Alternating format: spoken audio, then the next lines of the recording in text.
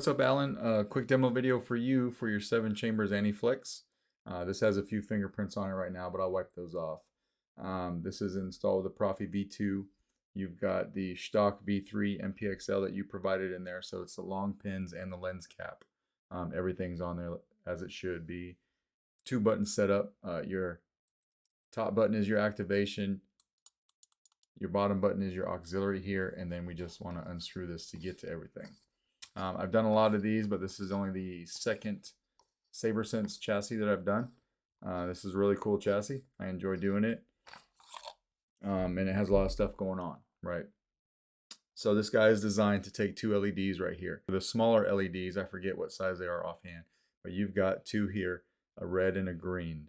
And then you've got your crystal chamber, of course, and then your main blade. So I only put 1 font on here. It's 1 stock font. It's got 4 blade styles, so that way you can see what I did and you can build off of that when you get this and do your own thing with it. But the 4 blade styles, right? The first one will be your blade. The next 2 are your red and green LEDs, and then the 4th blade style is your crystal chamber.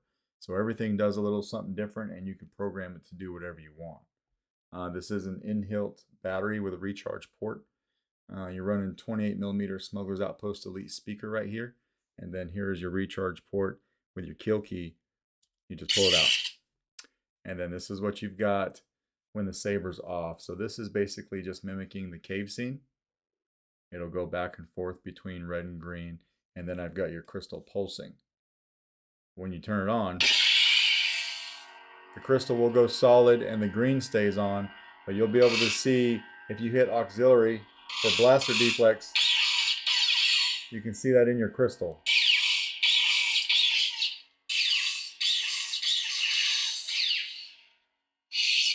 Just like that. So now you saw what the chassis is doing. We'll go ahead and we'll throw the handle on. And then we'll throw a blade in this guy too. Not a long demo because I've only got the 1 sound font. You know, like I said, I was trying to make it easy for you to build off of. So I just took the 1 and I went with it, and you could see what I did there. For your blade retention screw, I did chop this down a little bit. I took about 2.5 threads off of it because it tends to stick in the blade socket, you know, a lot longer than it needs to. So we got all that taken care of. This does take a 7/8 inch NeoPixel blade. Let me lock it down real quick. The blade retention on this guy is twofold, right? It holds your blade, but it also tightens up your emitter section. So it can't stay long, otherwise everything up here is loose.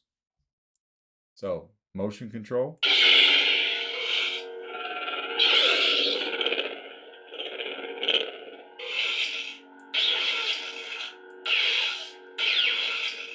Blaster deflex, or you got blade lockup.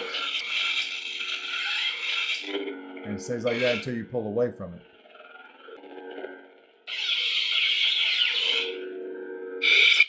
And then we just turn it off with the power button. Or we could turn it on with the power button and tap it to turn it off. Just like that. And then to get to your soundtracks, you just hold down the power for 1 second and let go.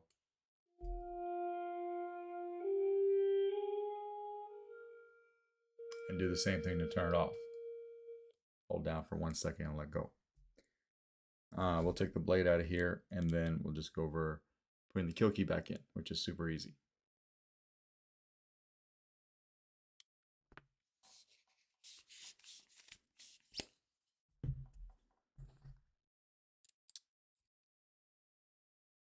Almost there. So we'll just unscrew this real quick. Your LED should be going in your crystal chamber.